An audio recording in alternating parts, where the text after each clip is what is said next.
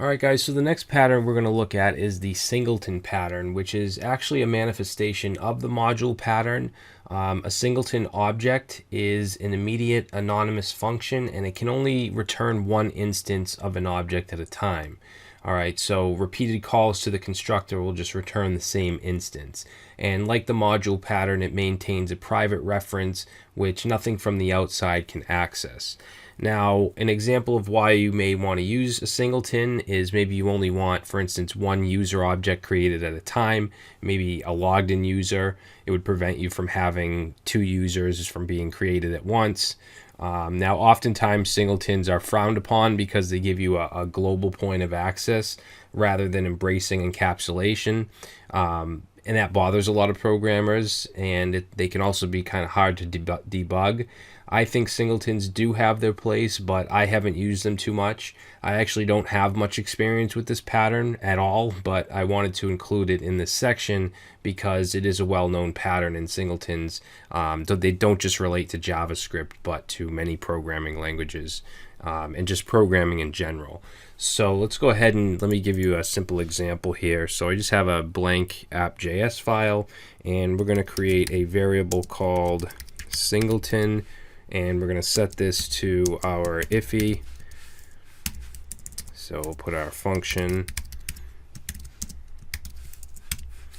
and let's create a variable called instance, and we're going to have a function called create instance. This isn't a very practical example, but like I said, I don't have much experience with it. So we'll create an object variable, and we'll set it to a new object. And we'll just pass in a string here, and we'll just say object instance. Okay, and then we'll return that object. Alright, so now down here we're going to have our return, just like the module pattern that I showed you in the last video.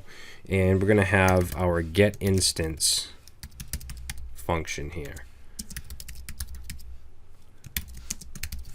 Okay, and then what we're going to do is we're going to say if there's not an instance, then we want instance to equal create instance. And then under the if statement, we're going to return the instance. All right, and then down here, what I'm going to do is instantiate an object. I'm going to call it instance A. Did I spell that right? Instance A equals, and then we'll say singleton dot get instance. Okay, so if we go ahead and console.log instance A and save, you'll see we're going to get a string, which is a primitive, and it says object instance. And I mean, this doesn't have to be a string. We could do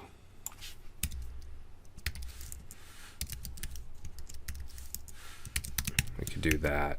That probably makes more sense. All right, so if I try and instantiate another object from this singleton, so if I say instance B equals singleton.instance, and then I compare these two, so let's see, I'm going to comment that out, and let's console.log, and we're going to say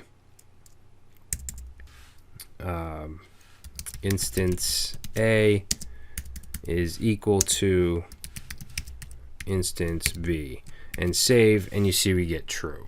All right, so we can never have more than one instance. Even if we try, it's just going to give us back the same instance.